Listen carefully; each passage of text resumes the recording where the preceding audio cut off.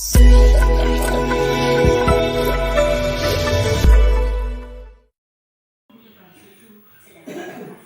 Sobat Subur, hari ini adalah hari istimewa Sobat. Hari ini bertemu dengan Sohib lama. Assalamualaikum warahmatullahi wabarakatuh. Tabi pun, salam sehat dan selalu bahagia. Sehat.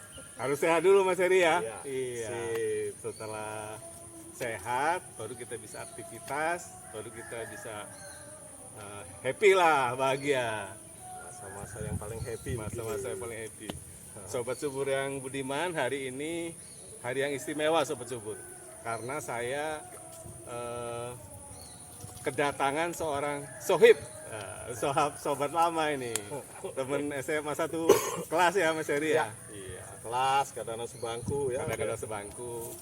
Dan kami melalui masa-masa remaja dan sampai dengan saat ini yang usianya sudah sepuh tapi masih jiwa muda Mas ya. Masih semangat. Dan kebetulan saya saat ini sudah pensiun, sudah purna bakti kurang lebih 6 bulan dan sudah menjalani masa-masa purna bakti. Dan Mas Heri ini saat ini alhamdulillah masih aktif Mas ya. Masih diperdayakan. Jadi Mas Heri ini mungkin bisa memperkenalkan di kerjanya dulu. Sekarang di mana Mas? Kebetulan saya dipercaya di pembuatan trumplen di Gerijain Pineapple, bagian untuk wadah jus atau konsentrat. Jadi di leader di sana Mas ya, salah satu leader di di trumplen itu. Trumplen ya. Pabrik nanas terkenalnya. Apa namanya terkenalnya? Gerijain Food. Gerijain Food. Ya. Kalau dulu Gerijain Pineapple ya? Ya. Mungkin pada saat ini kita ingin berbagi Sobat Subur terkait dengan pengalaman-pengalaman kami, terutama bagaimana kita menyikapi saat-saat usia pensiun dan menjelang pensiun Mas ya? Iya. Mungkin Mas Heri punya pengalaman atau rencana-rencana setelah pensiun, apa kira-kira kegiatan yang akan dilakukan? Kalau saya secara pribadi belajar sama Mas Subur, kalau ngelihat konten YouTube-nya,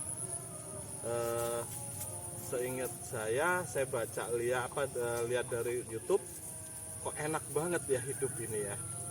Jadi kita enjoy Mas ya? Enjoy, sehat, dan aktivitasnya itu bisa kreatif, karena kreatifnya begini, dari background ilmu yang dia sehari-hari dulu bekerja dengan kehidupan pas pensiun begini, itu berubah 180 derajat. Itu yang saya tanyakan, karena saya punya mindset begini, untuk mengisi masa pensiun ini kita harus happy. Iya. Yang kedua, ya tetap belajar, nambah knowledge, tambah belajar yang bidang ilmunya tidak sesuai dengan selama Kita bekerja. Ini yang perlu saya tanyakan. Kalau bahasa Inggrisnya ayem. Itu yang kita cari, sudah tentrem, ayem, sehat. Iya. Kalau saya pikir kalau kita hidup di tidak ada kegiatan, monoton aja waktu pensiun ini, di rumah diem aja terus ibadah sampai rumah, jadi nggak ada kegiatan yang agak menantang dan menambah knowledge. Dalam kita selalu belajar. Nah, seperti saya ada background ya dari teknik, ya ingin belajar. Kita akan melihat Mas Subur ini ada kolam, belajar untuk makanan kolam, ada ternak ayam ini di sini, dan ini juga makanan ayamnya gimana. Ini kita perlu belajar dan perlu mencoba, bukan hanya kita terus jadi bahasanya ngebos, enggak, kita mau si pelaku langsung. Jadi gerak dan dapat keringat, dan kita mindset kita tenang. Itu yang kita inginkan Mas Subur. Jadi apa benar merasakan seperti itu? Saya ingin seperti itu, mindset nggak muluk-muluk, saya pengennya jadi ini di daerah kampung aja sehat dan tentrem, masyarakat berhubungan tetap gitu. Jadi itu Mas Heri ya. Jadi Mas Heri sudah melihat bahwa setelah aktivitas saya ya setelah pensiun melalui konten-konten yang sudah ada, memang itu tuh merupakan cita-cita dari dulu Mas Heri. Jadi saya sama istri punya cita-cita dulu tuh angannya punya rumah kecil di kampung, ada ikan ayam, ada pokoknya berkebun lah gitu, bertani gitu di desa. Alhamdulillah bisa terwujud gitu. Jadi memang subur terkait dengan kita menghadapi pensiun itu memang harus kita persiapkan sih Mas. Jadi memang kita artinya harus punya konsep lah kita setelah pensiun akan seperti apa, mempunyai kegiatan apa, di mana kira-kira kita juga mitigasi risiko Mas. Ya, jadi ada juga istilahnya risiko-risikonya. Karena apa? Kita sudah pensiun itu sebenarnya masanya kita beristirahat. Dalam arti kata beristirahat tidak mencari nafkah yang berlebih lah istilahnya kan. Kalau kita masih produktif kan gimana caranya kita bisa mendapatkan hasil yang maksimal. Tapi kalau pensiun kan bagaimana kita bisa melakukan aktivitas, dan tentunya kita berharap sih kita ada rezeki dari situ, tapi itu bukan tujuan utama. Tujuan utama seperti tadi, bagaimana kita sehat, ya kan? Salam sehat dan selalu bahagia. Jadi kalau kita sehat, otomatis kita dalam melakukan segala aktivitasnya. Itu Mas Heri. Jadi pengalaman saya gitu kan. Nah, yang saya sempat pikirkan dengan kondisi impesnya gimana Mas Subur? Nah, Impesnya kalau bayangan saya ini kok kesannya mewah banget ya, harus sampai ngeluarin berapa setengah miliar akan kita ketakutan karena jangan sampai kita berimpes banyak tapi menambah risiko kita semakin malah kesannya rugi gitu. Kalau Mas Subur gimana? nah itu Mas Heri. Jadi memang saya juga ada beberapa pertanyaan dari Sobat Subur yang pernah menanyakan ya, Mas Subur modalnya berapa bisa punya kegiatan dengan usaha yang sekarang lakukan dijalani setelah pensiun? Saya bilang modal awalnya yang pertama ini ukuran kurang lebih 2 meter, saya beli 90 juta Mas. 90 juta sudah bersertifikat. Kemudian saya membuat kolamnya itu dengan alat berat, saya borongkan 23 juta. Itulah kos yang utama saya memulai usaha untuk budidaya ikan kolam, terutama yang mengawali kegiatan menjelang pensiun. Dan itu saya lakukan 2 tahun Mas sebelum pensiun. Jadi memang harus disiapkan gitu. Karena sampai kita pensiun baru mau berusaha. Karena begitu kita mulai usaha pasti kita dunianya Mas, dari dunia birokrasi yang terlalu ini ya kan, kita jadi kita harus mempunyai kreasi inovasi sendiri gitu Mas.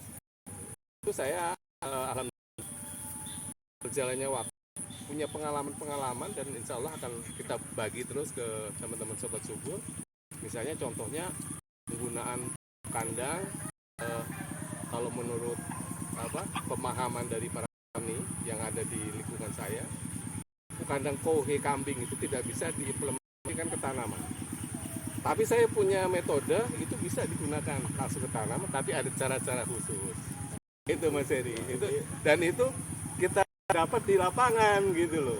Itu ceritanya dulu pada tahun 2019 saya beli kohe kambing itu 10 karung.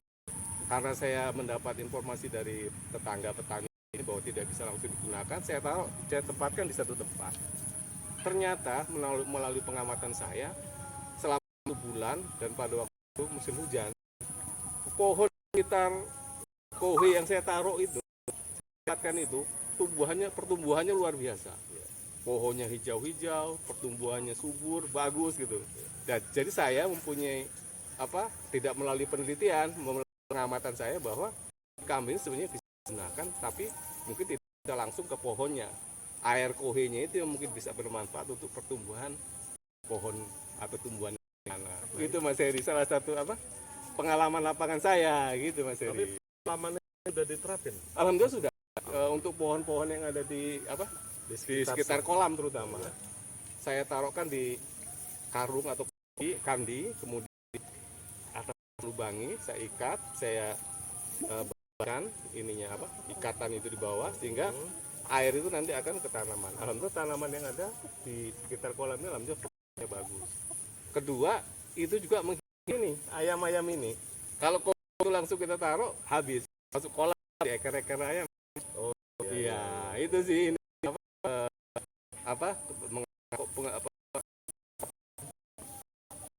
kambing aman harus dimasukkan ke yaitu yang baru di kandang. Kecuali berbentuk tanah hitam itu bisa langsung kita implementasi pohonnya. Itu jadi salah satu paman gitu. Tapi rata-rata saya lihat ini nggak langsung sih, ada di bentuk tanah gitu, tanah baru bar kan itu. Yang ini ada temuan baru ya, langsung dibungkus terus dibalik. Ini saya juga penasaran ini. Nanti sepulang dari sini, nah kita mau coba di rumah sana. Karena apa? Kalau kita nggak mencoba, kita nggak tahu ilmunya. Betul itu. Gitu. Itu Sobat Subur terkait dengan pengalaman saya setelah pensiun, itulah mendapatkan ilmu alami gitu yang kita peroleh berdasarkan pengalaman yang kita lakukan sehari-hari. Kalau saya ini mau pensiun kurang 1 tahun ini terlambat nggak ya Pak Mas Subur?